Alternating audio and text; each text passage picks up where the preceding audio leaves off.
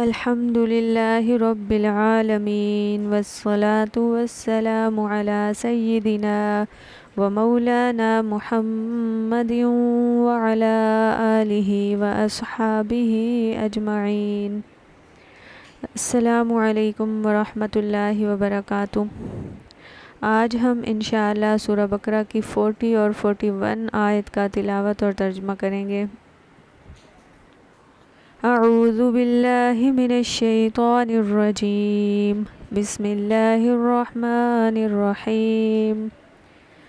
یا بنی اسرائیل اذکروا نعمتی التي انعمت علیکم واوفوا بعہدی اوف بعہدکم وإیای فارہبون وآمنوا بما أنزلت مصدقا لما معكم ولا تكونوا أول كافر به ولا تشتروا بآياتي ثمنا قليلا وإياي فاتقون ولا تلبسوا الحق بالباطل وتكتموا الحق وأنتم تعلمون.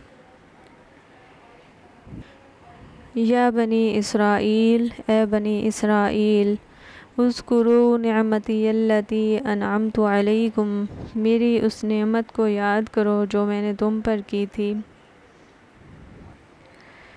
وَأَوْفُوا بِعَہْدِی اوف بعہدکم، میرے ساتھ جو تمہارا عہد تھا اسے تم پورا کرو، تو میرا جو عہد تمہارے ساتھ تھا میں اسے پورا کروں گا. وَإِیَّايَ فَارْہَبُونَ، اور مجھی سے تم ڈرتے رہو. وَآمِنُوا بِمَا أَنزَلْتُ، اور جو ایمان لاؤ اس کتاب پر، انزلتو جو میں نے بھیجی ہے، جو میں نے نازل کی ہے، مصدقا لما جو تصدیق کرتی ہے اس کی، معکم جو تمہارے پاس پہلے سے موجود ہے، ولا تکونوا اول کافر بہ، لہٰذا سب سے پہلے تم بھی اس کے منکر نہ بن جاؤ. ولا تشتروا بآیاتی ثمنا قلیلا، تھوڑی سی قیمت پر میری آیات کو نہ بیچ ڈالو.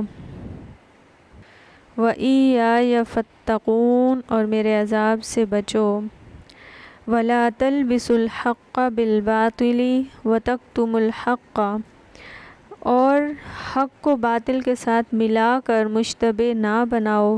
وَتَكْتُمُوا الْحَقَّ وَأَنْتُمْ تَعْلَمُونَ، اور جان بوجھ کر حق کو نہ چھپاؤ.